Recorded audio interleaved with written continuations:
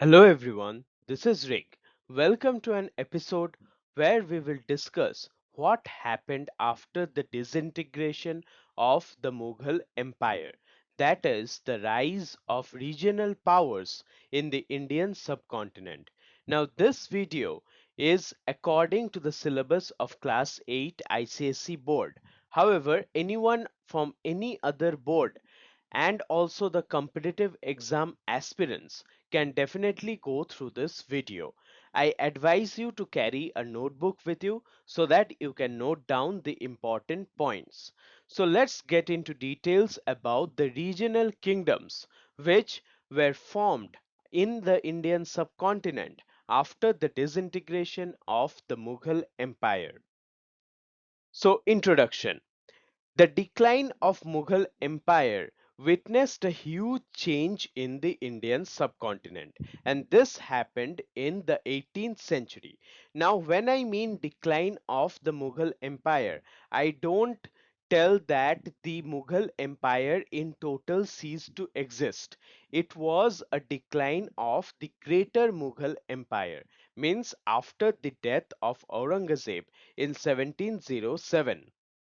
Many independent and semi-independent regional powers like Bengal, Awadh and Hyderabad emerged. So when the final authority is becoming less powerful, then all the regional kingdoms declared their independence, and many of them totally declared independence and many of them were semi-independent in nature. The Marathas were among the most powerful and important regional powers. So Marathas were the first to declare their independence because they were trying to be independent since the time of Aurangzeb itself, and Aurangzeb had to spend huge amount of resources in order to control the Marathas. While some states continued to recognize Mughal authority, others asserted independence. So some states, even though they were virtually independent, they still did not proclaim themselves to be independent legally. So some states still continued to recognize Mughal authority, but there were some states like the Marathas which totally asserted their independence. Maratha power grew as Mughal provincial governors lost control. So when the Mughal provincial governors lost their control, the Maratha power grew very much. Mughal provinces became autonomous due to declining central control. So when there was no hold from the center, Mughal provinces became autonomous bodies. States like Bengal and Hyderabad declared their independence. Not only Marathas, one after another, all the important provinces of Mughal Empire declared their independence. This marked the rise of a new power centers across India. So thus across India, many new powerful kingdoms had emerged. The weakening of the Mughal center allowed new regional dominance. So when the central power has become corrupt, that time the regional powers are becoming prominent. Marathas, the rise of the Peshwas. So who were the Marathas and how did the Peshwas get control of the Maratha kingdom? So Shivaji's legacy. Shivaji had established a powerful Maratha kingdom. So Chhatrapati Shivaji Maharaj had established a very powerful Maratha kingdom, and he literally was the single factor behind the disintegration of the Mughal Empire in the beginning. So he died in 1680 and Aurangzeb died in 1707. But after his death, there were people like Shambhuji Maharaj and Shahaji Maharaj who totally dominated Western India, and up until the time Aurangzeb lived, he could not live peacefully. So a war of succession broke out among the Marathas. After the death of the prominent Maratha rulers, there was a war of succession. Eventually, Shahu gained the Maratha throne. Shahu was the son of Shambhaji. So Shahu gained the Maratha throne at last. Shahu appointed Balaji Vishwanath as the Peshwa. So Shahu, even though he was a very powerful ruler, he did not himself want to control the Maratha kingdom because he had a very experienced person under his control, that is Balaji Vishwanath. And Balaji Vishwanath was appointed as the Peshwa by Shahu Maharaj in 1713.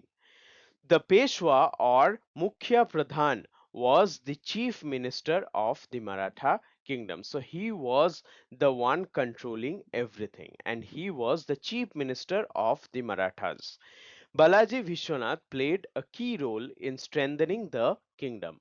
Balaji Vishwanath was one of the main factor behind the gaining of strength of the Marathas. The hereditary Peshwa system was established with Balaji Vishwanath. So, after Balaji Vishwanath, since the time of Balaji Vishwanath, the Peshwa post in the Maratha kingdom became hereditary. Now we will see in detail about Balaji Vishwanath.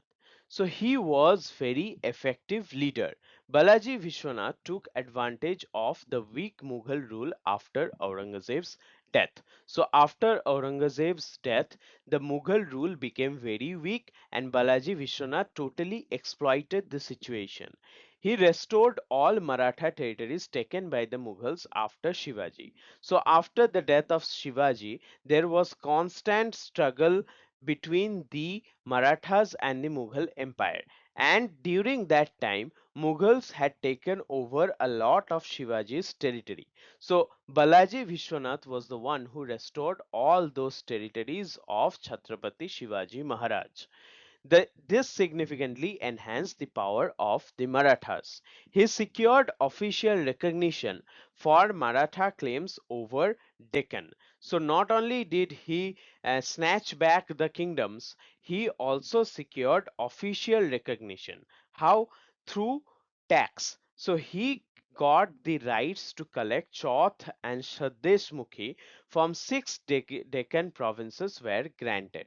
So from the six Deccan provinces, the Marathas could collect tax, and those kind of taxes were Chauth and Sadesmukhi.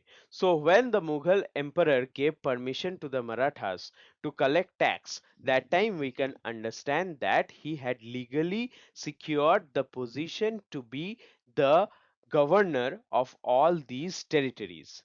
In 1719, he helped instill a Sayyid brother on the Mughal throne. So he did not only play important role in Maratha politics, he also decided who would be the next Mughal emperor in 1719. He gained concessions from the Mughal ruler Farrukh Shah.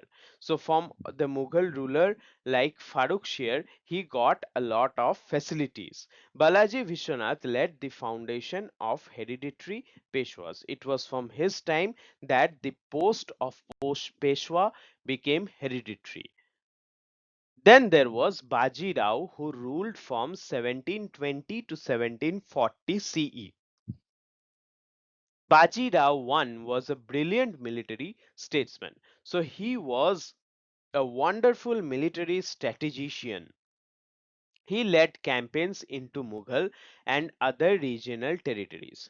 So he led his armed forces into battles against the Mughals and also other regions. He transformed the Maratha kingdom into a vast empire.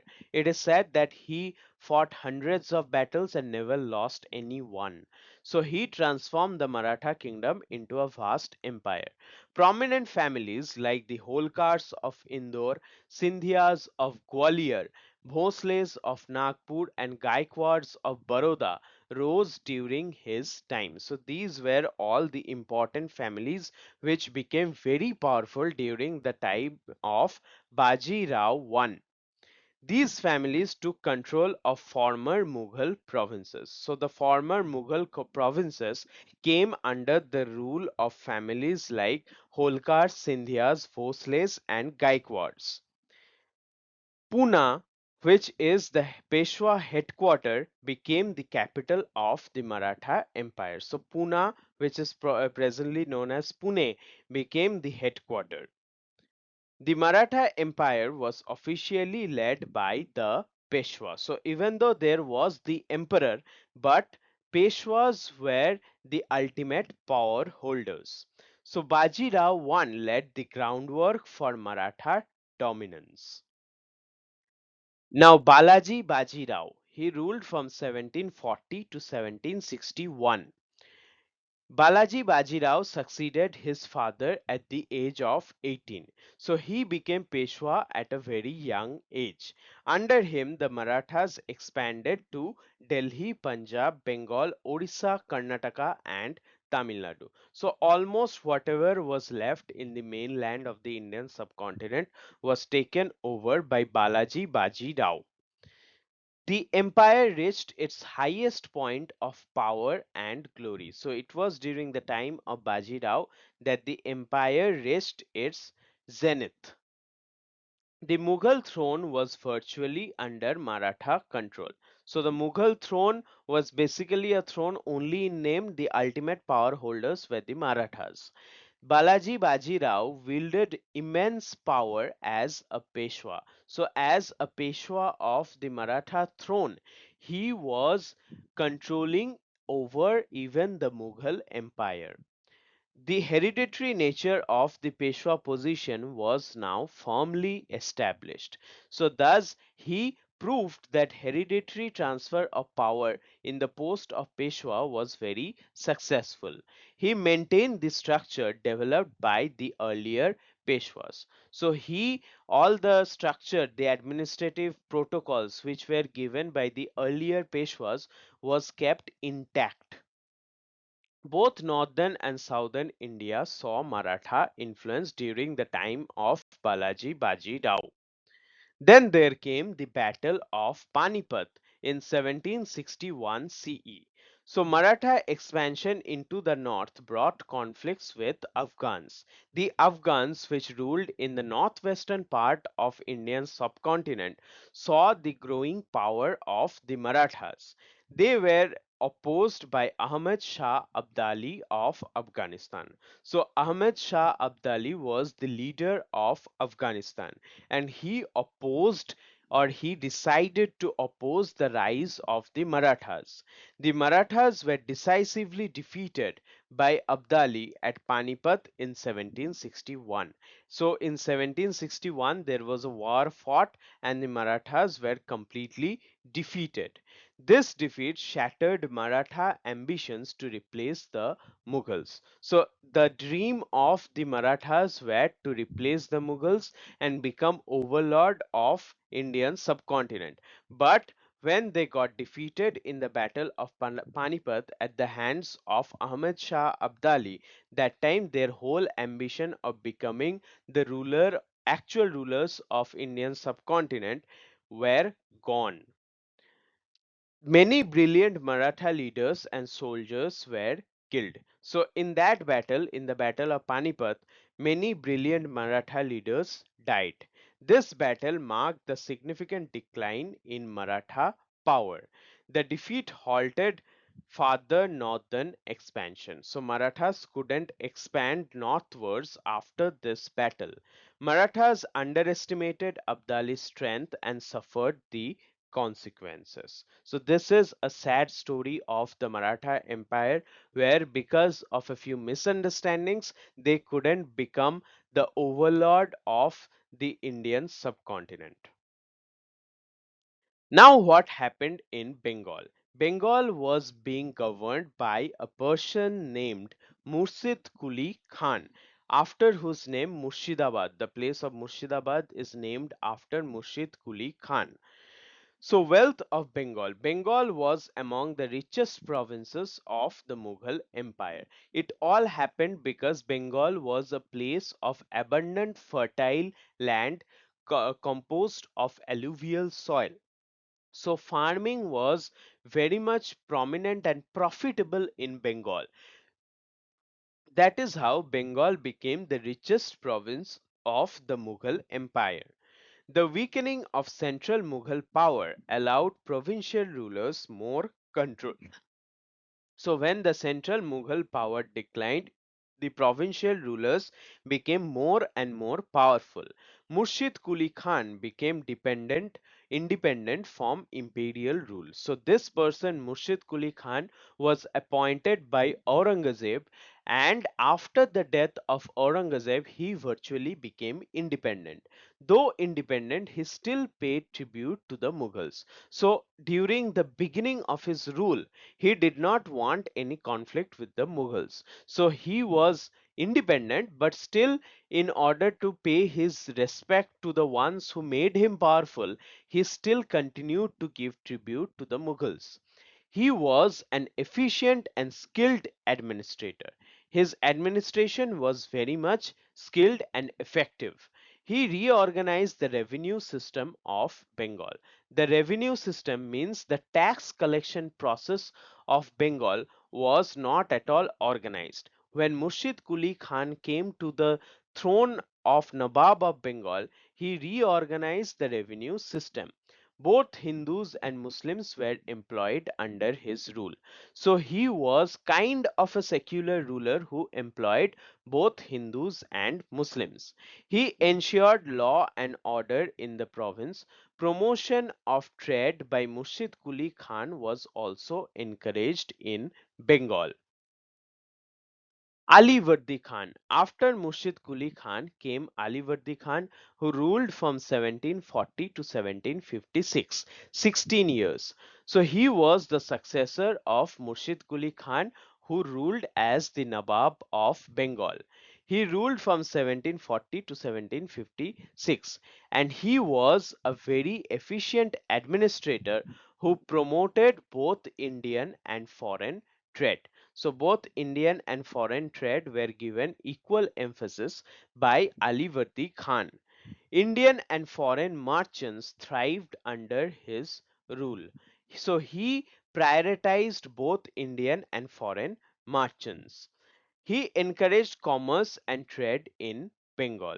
Bengal at the time of Alivardi Khan was the main center of trade in the eastern part of Asia, not only in India. He prevented the French and British expansion in Bengal. His deal was very simple. If the foreigners like Britishers and French, if they are here for trade, what for do they need an army? And so he did not allow them to expand politically in Bengal.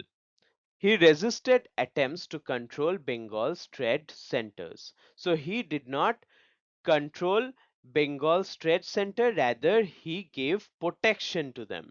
He blocked the fortification of Chandannagar and Calcutta. So Chandannagar was a French business hub, and Calcutta was by that time developing to be a place of Britain's business center, and he did not allow fortification of these two places because, as I said, his deal was very simple. Why do you need fortification when you are here only for business?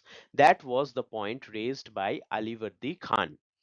Then came Siraj ud-Dowla, the last independent Nawab of Bengal. So Siraj ud-Dowla succeeded Alivardi Khan and ruled till 1757. He was very young when he became the ruler, and in 1756 he captured Calcutta from the British because Britishers started to fortify Calcutta, and this angered Sirajuddaulah. So in 1756 he went with his army and captured the place Calcutta from the British. He fought the British East India Company in a decisive battle which was called the Battle of Plassey in 23rd June 1757. Mir Jafar betrayed Siraj by aligning with the British. So Mir Jafar was the commander in chief of Siraj's army. He betrayed Siraj. He got money from Robert Clive, who was heading the British forces, and so in the battlefield he totally gave a somersault and joined Robert Clive, and thus, even though being vastly powerful than the Britishers, Siraj ud Dowla got defeated. Mir Jafar was promised the throne for his support. So Britishers bribed Mir Jafar with the throne of Nawab of Bengal. Mir Jafar's troops did not fight at Palasi. Mir Jafar totally withheld his army and Siraj was completely defeated. Siraj escaped but was later caught and killed. After Siraj's death, Mir Jafar was made the Nawab of Bengal. So after the death of Sirajuddaulah, Mir Jafar got his promise fulfilled and so he was made to be the Nawab of Bengal by the Britishers. Why the Nawabs of Bengal lost? Now we will analyze the situation of what were the reasons behind losing Bengal.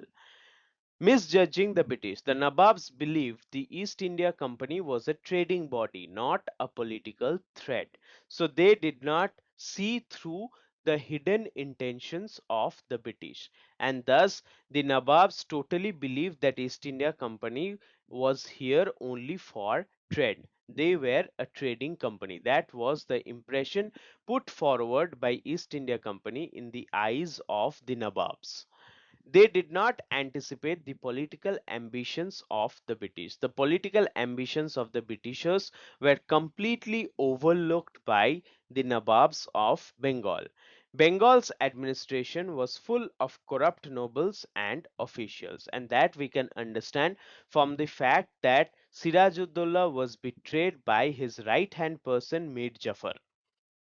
Such corruption made the province vulnerable to foreign manipulation. So, foreigners could easily manipulate the leaders of Bengal because they were mostly corrupt. The company exploited these weaknesses to gain control. The Nawabs thought British presence was only commercial, so that was a false sense of security. The political miscalculation cost Bengal its independence. So thus, because of this miscalculation by the Nawab, Bengal was lost. And eventually there were internal betrayals like Sirajuddaulah. Alliances with the British officials weakened the internal unity. Awadh. What happened in Awadh? Where was Awadh and how did it become independent from Mughal control? Appointment of Shadat Khan. Shadat Khan was appointed governor of Awadh by Emperor Muhammad Shah in 1722. So Emperor Muhammad Shah appointed Shahadat Khan to be the governor of Awadh. He later established an autonomous state of Awadh. So later on, he broke away from emperor's control and made Awadh independent. Shahadat Khan introduced an efficient administration. So Shahadat Khan was a very efficient administrator and thus he established his own kingdom. He brought in several reforms that strengthened Awadh politically and economically. So all his schemes was of very much benefit to Awadh both in political and economical perspective. He reorganized the revenue department and strengthened the army. So he fixed his source of earning by reorganizing the revenue department and he strengthened the army for security. Sadat Khan was succeeded by his nephew Safdar Jung. So Safdar Jung, his nephew, succeeded Sadat Khan. Safdar Jung fought the Rohillas, Jats, and Marathas expanding Awadh. So it was during the time of Safdar Jung that Awadh became an actual empire because he expanded it by fighting the Rohillas, Jats, and Marathas. Under the Nawabs, Awadh saw the rise of Lucknowi culture with refined art, music, food, and gracious living. So, Lucknowi culture is one of the trendsetters of North Indian culture. Even today, you can see if you go to Lucknow, it is basically a cultural hub and that was due to the patronage from the Nawabs of Awadh. Lucknow became the capital and cultural hub of Awadh. Hyderabad. This is another one very important political province which became independent after the disintegration of the Mughals. So Nizam ul Mulk Asaf Jha was the Mughal governor of Deccan between 1713 and 1715.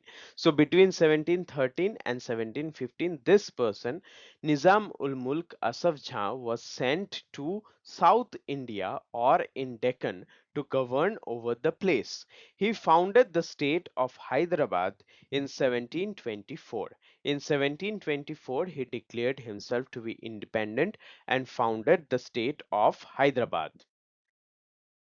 Though he did not declare formal independence, he ruled Hyderabad like an independent ruler. So, even though he was virtually independent, he did not authorize his independence. So, he still paid tribute to the Mughal emperor, just like Murshid Quli Khan of Bengal. He brought skilled soldiers and administrators from North India. So South India was basically stranger to the Mughal administrative policies. So he did not get any local person to be his official. That is why he brought important and efficient administrators from North India to govern over Hyderabad.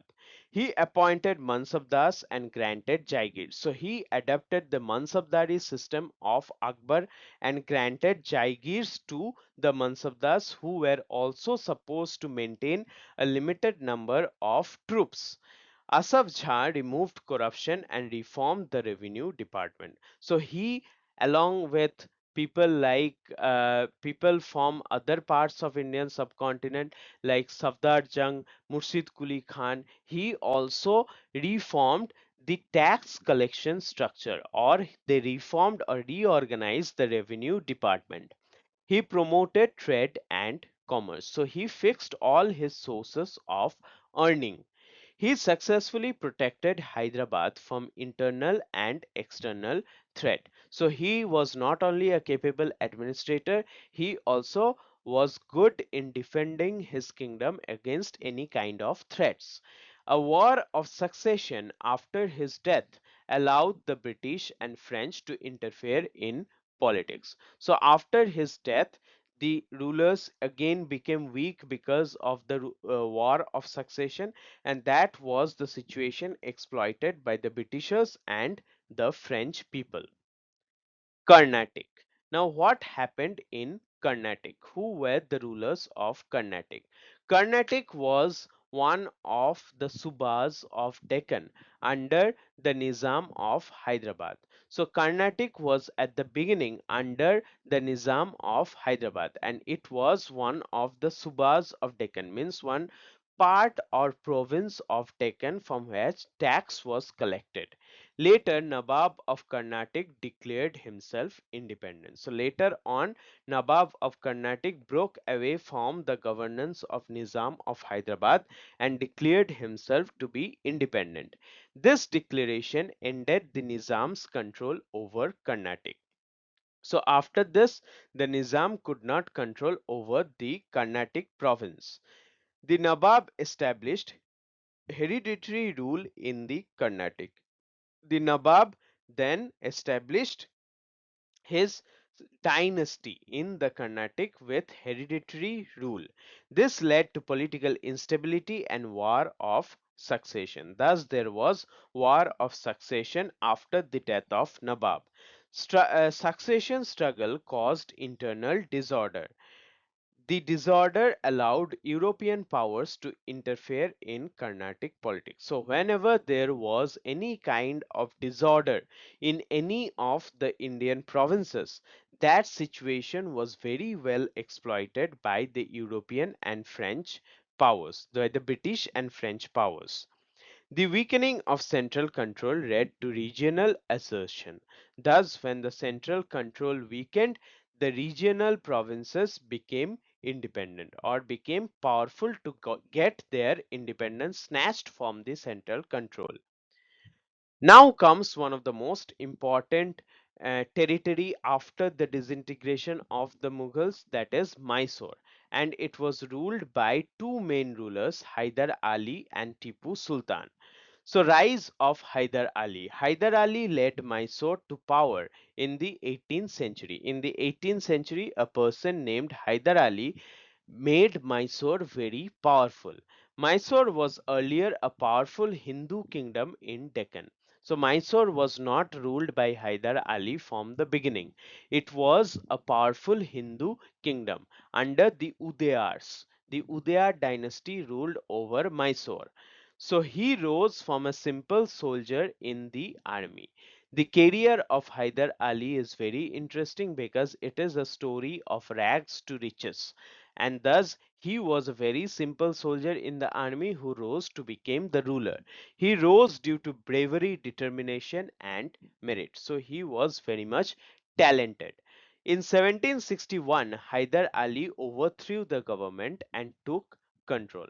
So in 1761, Hyder Ali uh, took control of Mysore by overthrowing the Hindu ruler who was ruling over.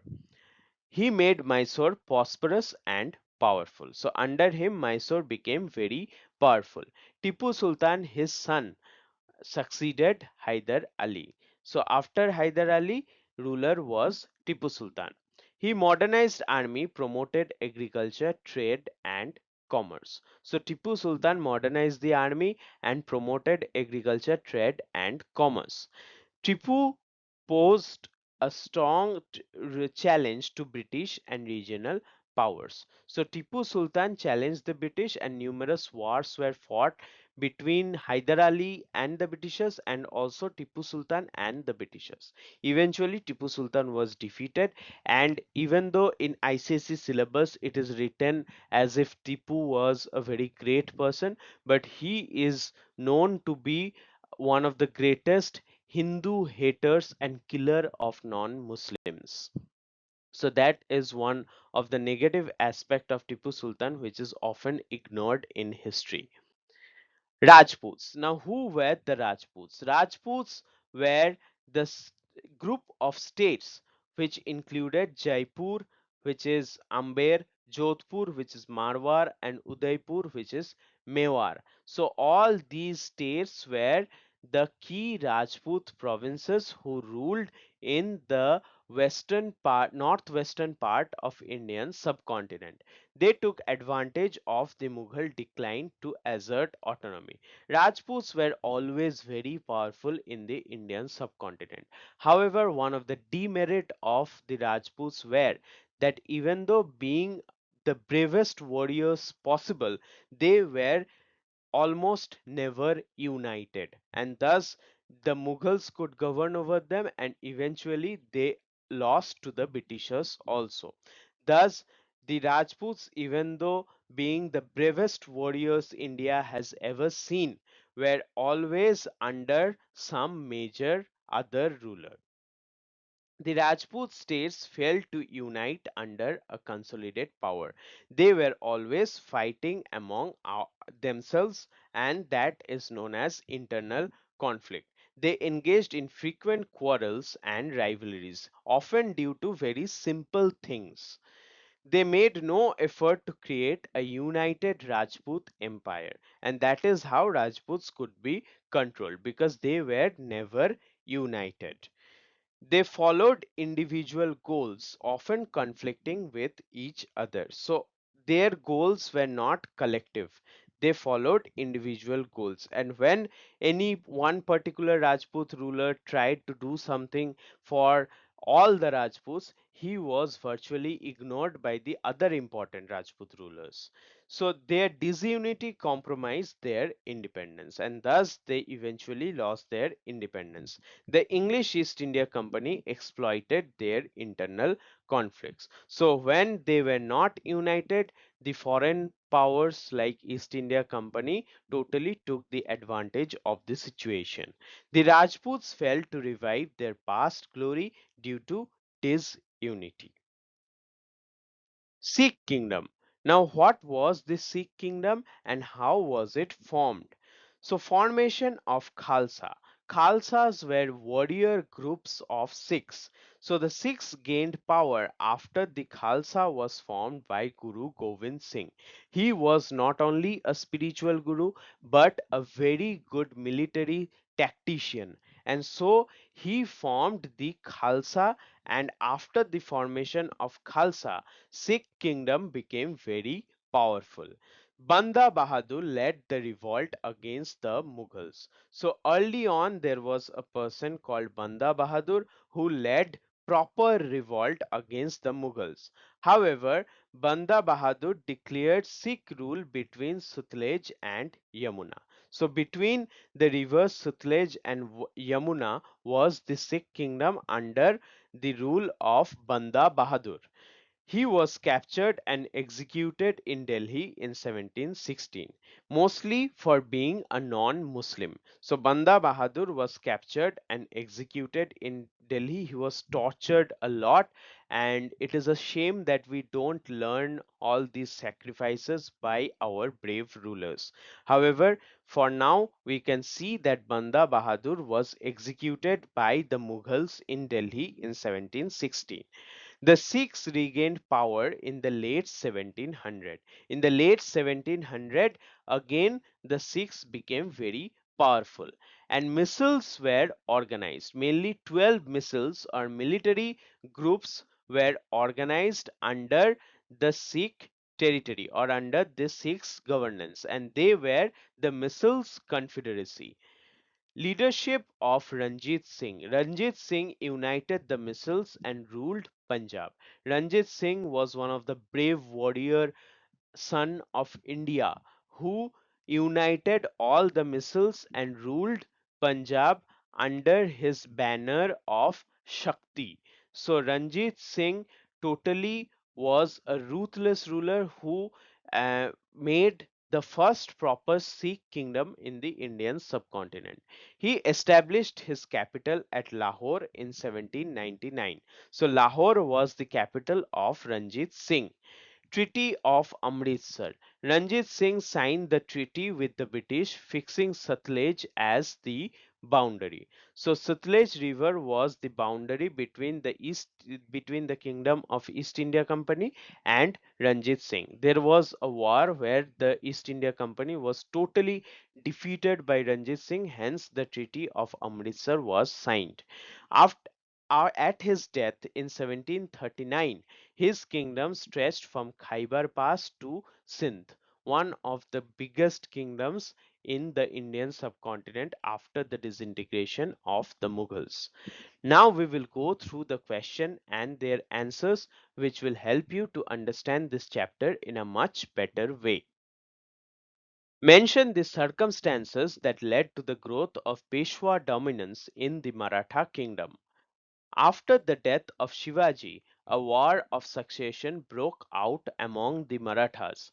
Eventually, Shahu gained the throne and appointed Balaji Vishwanath as the Peshwa or the chief minister, Mukhya Pradhan, in 1713 CE.